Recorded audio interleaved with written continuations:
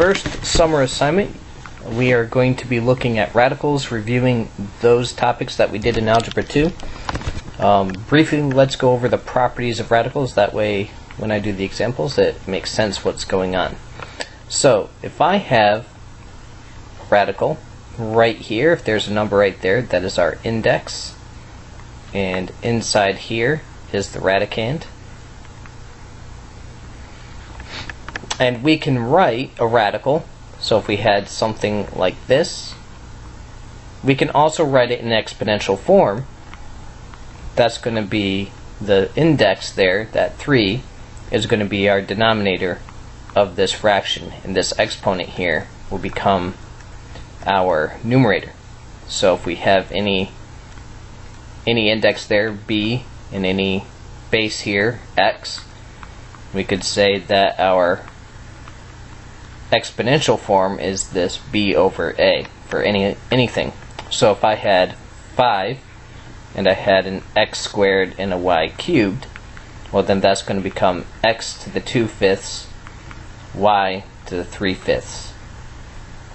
And we see that our exponents there became our numerators and our index became our denominators, and that's going to be a useful property that we'll see here later.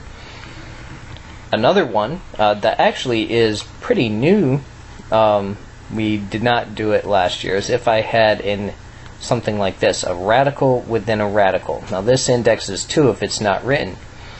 And we can actually simplify that down and just say that that's the 6th root of x. So we just multiply those numbers. And the reason that works is we have, let's just say that this, that we are going to write it in exponential form. So we would have x and to the 1/2, that's this, but then I take the cube root of that, so that's the 3rd, and remember our power rule of exponents, I would multiply those, so that's x to the 1/6, and then I could take that and write it in that form, so that's pretty useful. So if I had anything, if I had a 4th root of the 3rd root of x, I can write that as the 12th root of x. So nothing too tricky right there. It's basically the power rule of exponents. And the rules of exponents do apply within inside radicals. So if I had root x times root x, I get root x squared, which then I can simplify to simply x. So yeah, that brings us to the next rule. Actually, if I have two things, I'm going to multiply them. As long as the indexes are the same, I can go ahead and just multiply them. So if I had root 2 times root 6, I can write that as root 12. And then we need to simplify that root 12, and let's go ahead and talk about how to simplify that. So I would prime factorize that 12 to 4 and 3. Then I have 2, and then that's 2 squared times 3. So that's going to equal 2 squared times 3. The square root of 2 is 2 squared is 2, and then I have a root 3, so that's the final answer right there. If I am dividing, and we actually would call this rationalizing, I can't leave a radical in my denominator, so I would basically rationalize like this. This is the typical way to do it. I multiply by the root of b there and get root ab at the top, and then at the bottom I have a b. But that gets actually more complicated when I have something, say like this. If I have 5 over root 8, well, I could rationalize it like this. That'll work fine. And then I get 5 root 8, and then root 8 times root 8 is root 64, and root 64 is 8. So I get 5 root 8 over 8. But what if my index is not a 2? What if it's cubed? Well, in this case, actually, I probably shouldn't have done an 8, but in this case it's actually fine because the cube root of 8, if I prime factorize the 8, I get 2 cubed. And I can go ahead and do that and get 5 over 2. So what if, however, it was like this? If I had 5 over cube root of 3, well, this would not work. I can't do times cube root of 3 over cube root of 3, and the reason I can't do that is because when I multiply my denominator, I get cube root of 3 squared, but I can't actually do that cube root. So I need a perfect cube down there. So I need to think, well, my exponent here would be a 1. In order to take the cube root, I'm going to need to have it be a 3. So I'm going to multiply by cube root of 3 squared, and then using the rules of exponents, I can go ahead and add those, and I get cube root of 3 cubed. And the cube root of 3 cubed is 3. And then I can go ahead and do 3 squared. Adding, if I had, say, 2 root a plus 3 root a, as long as these are the same, I can go ahead and add them. No problem. However, sometimes I have something a little bit more difficult. Say I had root 12 plus 5 root 3. Well, now these have the appearance of not being the same, so I couldn't add them, but I do need to simplify that root 12, and we just did that, and we did that by prime factorizing. So we just copy this down, square root of that, and then we combine those and get 7 root 3. Alright, so let's do some examples of like you would have to do for your summer assignment. So we are asked to go ahead and simplify these exactly. This is a cube root, this is a cube root, and the way that we're going to do that is we are going to prime factorize that 216. Now we do need to watch this negative here. So we prime factorize it. And hopefully I don't make a mistake here. And 27 is going to be 3 threes, just because that happens a lot. So when I have the cube root of this, I get 2 cubed times 3 cubed, and I also have a negative 1 hanging out here. The cube root of 2 cubed is 2, and the cube root of 3 cubed is 3. Well, what's the cube root of negative 1? Well, it is negative 1. So we get negative 6. Even though this is a fraction, we're going to do it the same way. I'll just have to prime factorize both 64 and 27. So 64, 8 times 8, and 8 happens enough that we see that that's always 3 2's. So we have 2 to the 6th up here, and we already prime factorized 27 as part of this 216, so no need to do it again. It's 3 cubed. And notice how the exponents here are divisible by 3. If they weren't, I would need to split that up a little bit, and we'll see that in coming examples. So the cube root of 2 to the 6th is 2 to the 2nd, and the cube root of 3 cubed is 3. So I got 4 thirds as the final answer there. Now the reason this is working is because of what would happen if I changed it to exponential form. So let's just take a look at why this is working. If I go to exponential form, I have, not what I wanted, I have 2, and then my denominator is 3, because my index is 3, and my numerator is a 6, because that's my power, and 6 over 3 is 2, and 3 to the 3rd over 3, because my index is 3, so then that reduces to a 1, so 3. That's why that's working. Part of your assignment is calculator work. Just want to show you how you would type this in your calculators. There is on some calculators a button similar to something like this, in which case you can press that button. The first number you put, you would type your number, you would type this key, and then you would type another number. So basically what I wrote here would be the square root of 4, which written would be root 4. That's root 4 on your calculator. There is another way to do it, and this way is going to work for any calculator regardless of what model you have. We're going to put our 256 in parentheses. We'll use the caret key, That is a key that you have. Some calculators it looks like this. And then we'll put another set of parentheses, but inside of this would be the fourth root, which would be the same as doing the 1/4 power. And that will give us our calculator answer. And we'll do the same thing here. Caret 1/3. And right here, 81 to the 3/2. Our calculator will put out the correct answer for those. Now, if your calculator does have this this key or something similar, then you can pretty much put it in, like if I were putting that one in with that key, I would do 4th root of 256. It would look like that. So know your calculator. Alright, these we're just going to go ahead and simplify. So we're going to have to prime factorize that 288. I left some room here to do some work, so 288, prime factorize it. I'll go ahead and do a 4, that's alright. So 772 times 4 should give us that. And 2 and 2. And 8 and 9.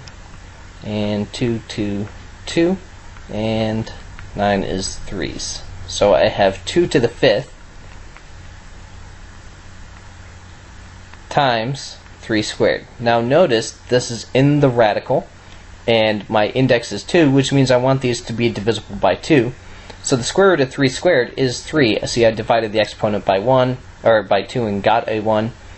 And I have square root of 2 to the 5th. Well, I'm going to split up that 2 to the 5th using my rules of exponents, like so.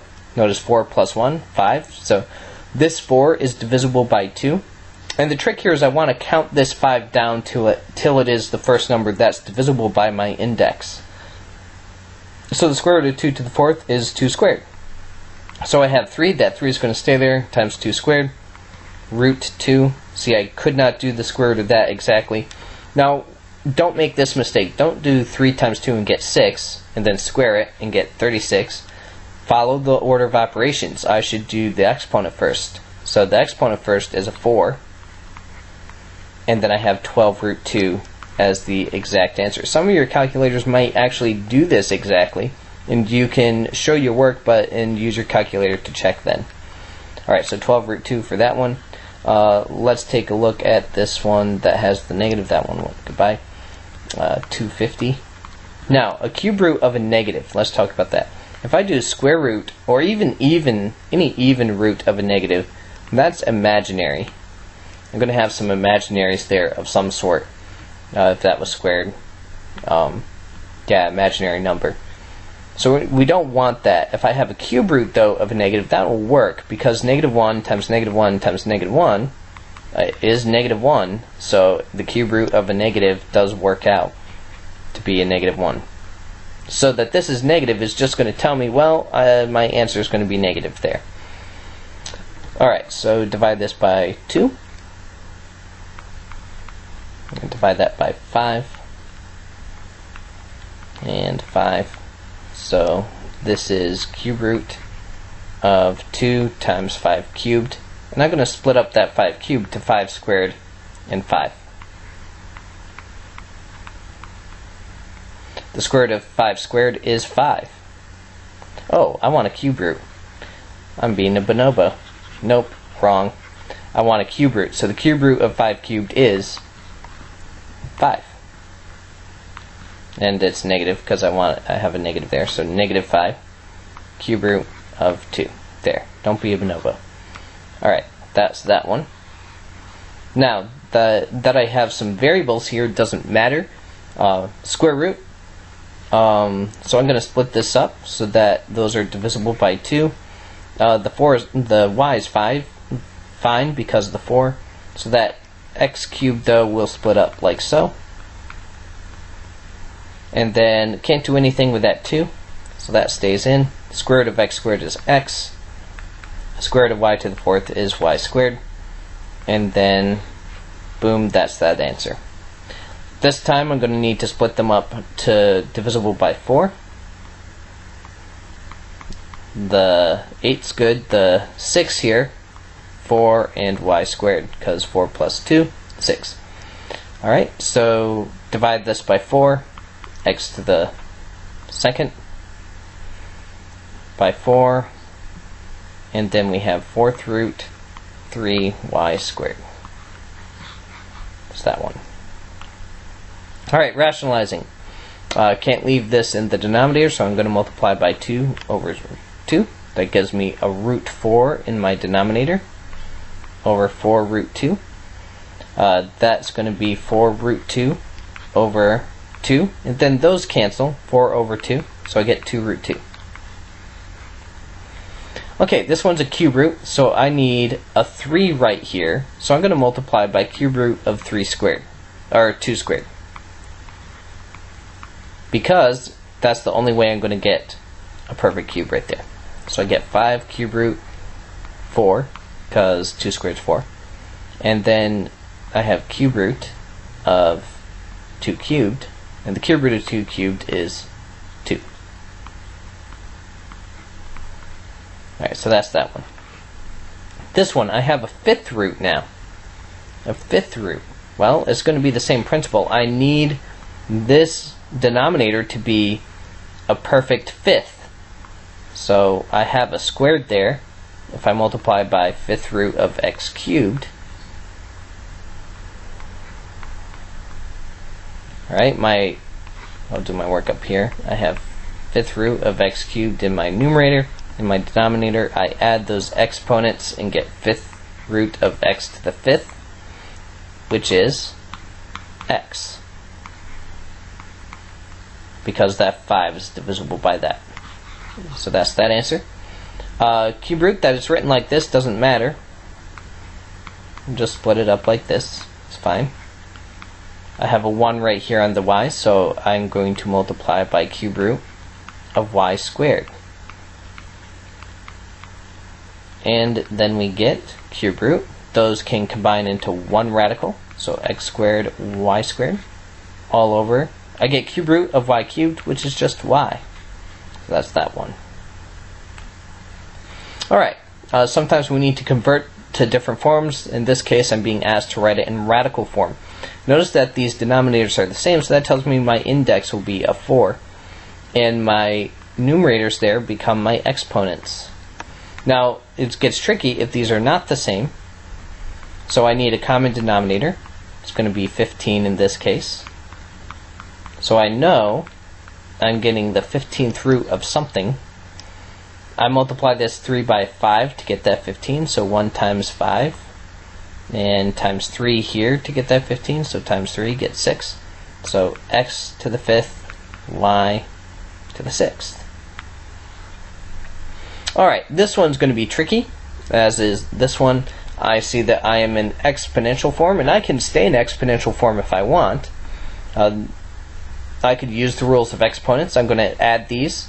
Remember rules of exponents? If I had something like this, I could add those exponents and get x to the 5th. I can do the same thing with fractions, or I can change it to radical form and simplify. It doesn't matter which one. Let's say we go to radical form. Then I need a common denominator for all of these. And it will be 12. So times 6, so that's going to be 18, times 3 right there, so 9, and times 4. Okay. And really, I mean, I could switch to radical form, but really there's no reason to. I could just add those. Get 13 twelfths. And then when I'm dividing, what do I do with these? Well, I subtract them.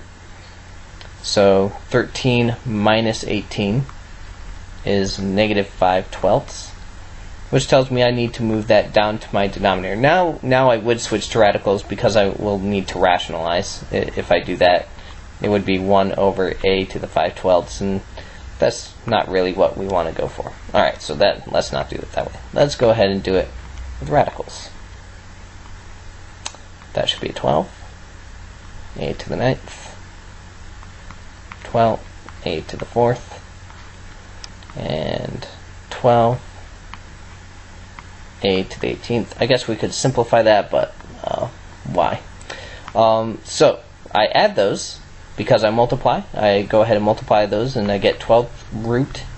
That's 12. A to the 13th. See? very similar to with if I just added those right there while it's multiplying, right? But I add my exponents, and right here I have my 12a to the 18th. And the same rule applies. I'm going to rationalize though at this step, which is why I just kind of stopped with the exponential. I'm going to multiply by 12th root of a to the 6th. The reason being, when I add those, I'll get 24, and 24 is divisible by 12. So the 12th root of a to the 24th, that's what I'll have down there. That's a 24.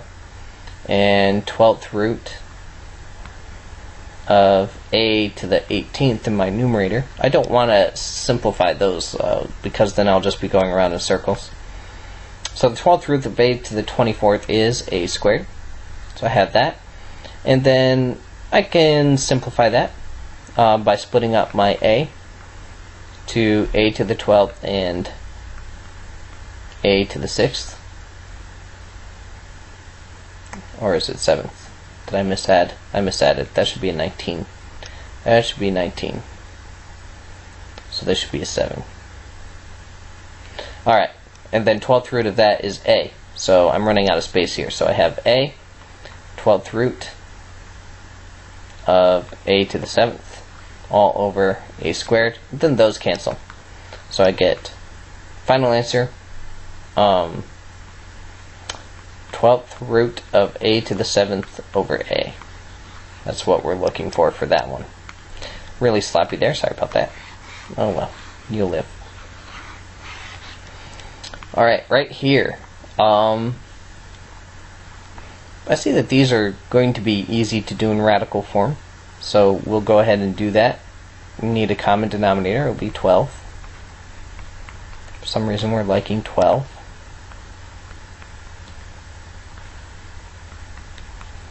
So this one will be 15, and this one will be 4. This one will be 9, and this one will be 20. And then I'll follow my rules of exponents, I guess. And we'll go ahead and get 3a to the 24 over 12. I add my exponents. b to the, looks like 24 over 12 also, which simplifies to 3a squared b squared, because those simplify. That's the answer there. I don't know what is b. Oh, this was not finished. 2/3. Remember, power to a power. I can prime factorize that 8 if I want. If I do want.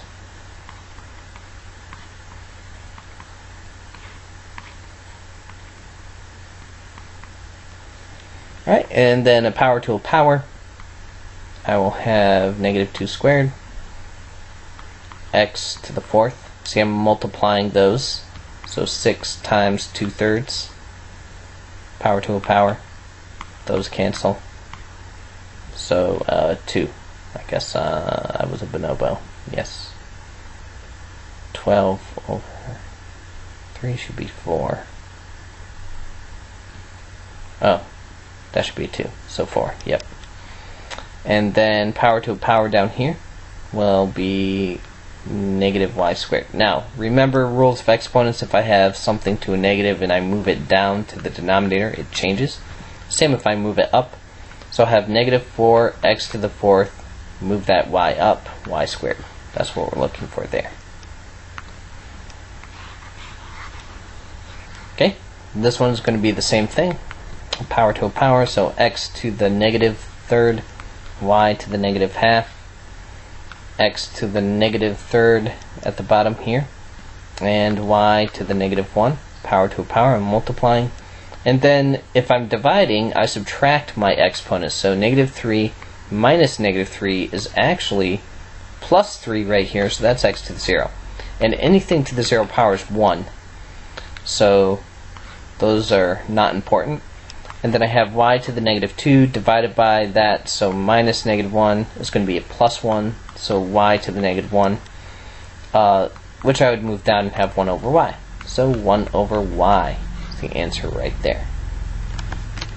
Alright, so that's pretty much it. Just to recap the rules that we have basically used for this lesson.